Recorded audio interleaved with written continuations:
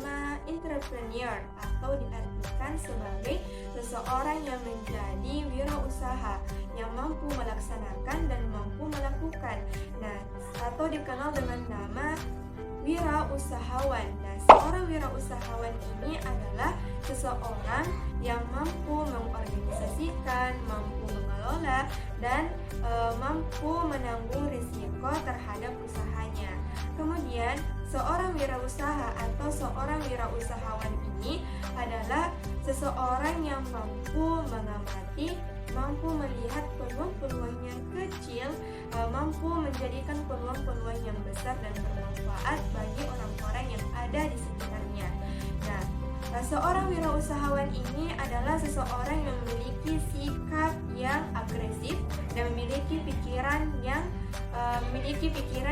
bebas atau yang independen. Mengapa seorang wirausahawan ini harus memiliki pikiran yang independen?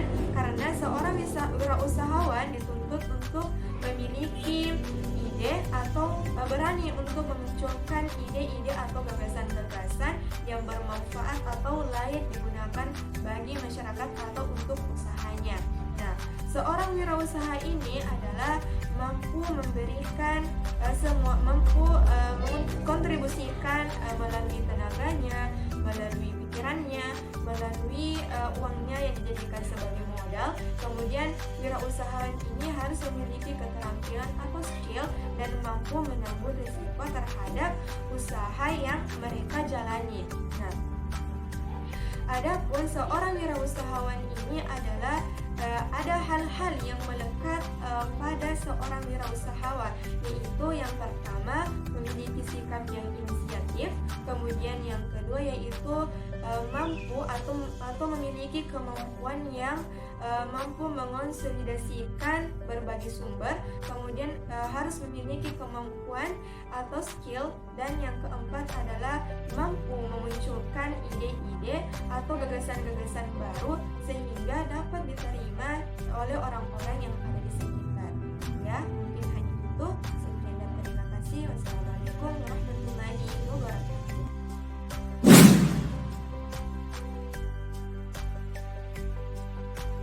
Selanjutnya, mitos tentang kewirausahaan. Nah, selama ini telah muncul berbagai mitos tentang kewirausahaan. Nah, berbagai pihak berpendapat bahwa mitos ini muncul karena kurangnya penelitian tentang kewirausahaan. Nah, yuk kita bahas mitos-mitos tentang kewirausahaan yang berkembang dalam masyarakat. Mitos yang pertama adalah wirausahawan merupakan orang yang cenderung bertindak dan bukan pemikir. Nah, walaupun memang benar bahwa seorang wirausahawan cenderung bertindak, namun tidaklah benar apabila seorang wirausahawan ini merupakan orang yang bukan pemikir, karena pada dasarnya seorang wirausahawan dituntut untuk berpikir.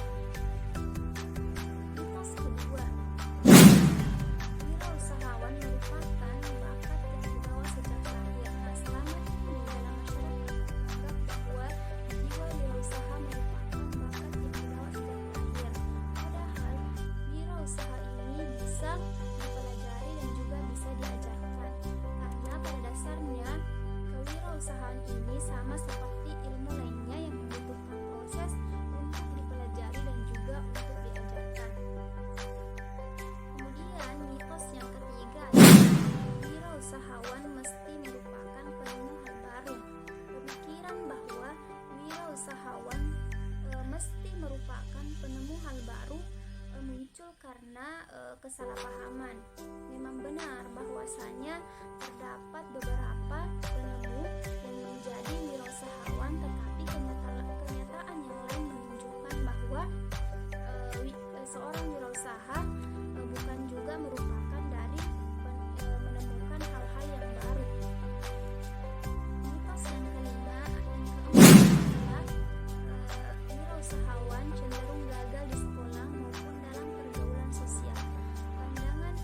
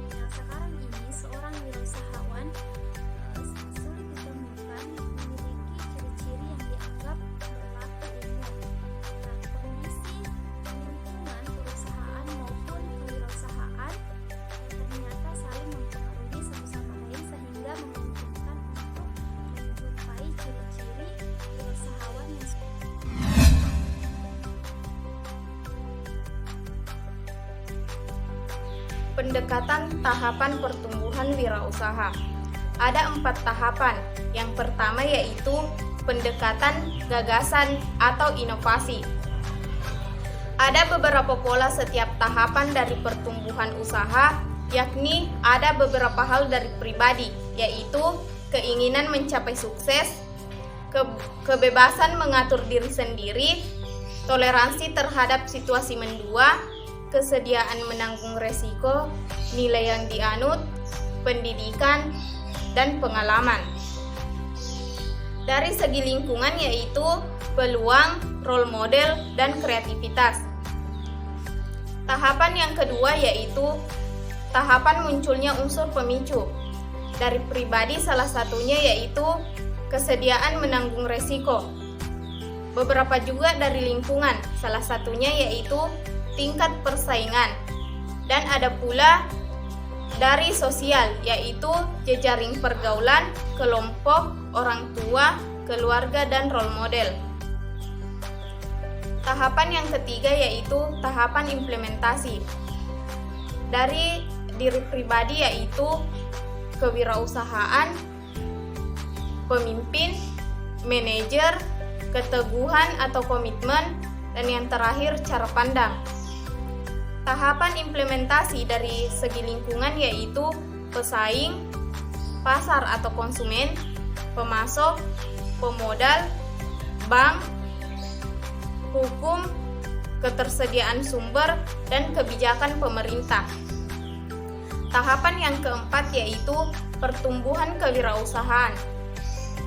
Dari pertumbuhan kewirausahaan dari segi organisasi yaitu yang pertama tim, strategi, yang ketiga struktur, yang keempat budaya, dan yang kelima jenis produk.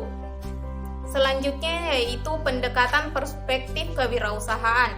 Pendekatan ini dilakukan melalui inventarisasi, ada secara kualitatif, secara kuantitatif, secara strategis, dan secara etis terhadap jenis usaha yang dijalankan, baik dari corak kewirausahaan dan juga corak lingkungannya.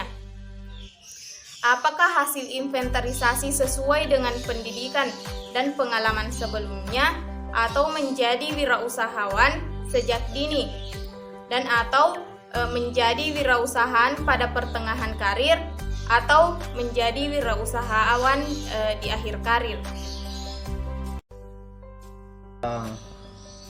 Pendekatan multidimensi. Pendekatan multidimensi lebih rinci melihat kewirausahaan dari dimensi. Kewirausahaan dipandang sebagai kerangka multidimensi yang kompleks yang terutama memperhatikan dimensi individu, lingkungan, dan organisasi. Dan proses pertumbuhan usaha, faktor-faktor yang berkaitan dengan masing-masing dimensi adalah sebagai berikut. Yang pertama, faktor yang pertama yaitu individu. Keinginan mencapai kesuksesan, kemudian kebebasan mengatur diri sendiri, kemudian kesediaan menanggung resiko, kemudian kepuasan kerja, kemudian pengalaman kerja sebelumnya, kadar kewirausahaan orang tua, kemudian umur, kemudian pendidikan. Faktor selanjutnya itu lingkungan. Lingkungan ada beberapa hal. Yang pertama, ketersediaan modal virtual, kehadiran wirausahaan berpengalaman, ketersediaan pemasok, dukungan kebijakan pemerintah, kemudian kehadiran perguruan tinggi, ketersediaan lahan dan fasilitas, kemudian ketersediaan transportasi dan sikat masyarakat sekitar. Adapun faktor selanjutnya yaitu organisasi, jenis atau corak usaha, lingkungan kewirausahaan, kemudian partner untuk berpatungan, kemudian variabel strategis, dan yang terakhir ambang persaingan untuk masuk dalam usaha. Adapun proses prosesnya, yaitu menemukan peluang usaha, kemudian mengumpulkan sumber yang diperlukan, kemudian memasarkan produk, kemudian membuat produk, kemudian mengembangkan organisasi, dan yang terakhir menjawab keinginan pemerintah dan masyarakat.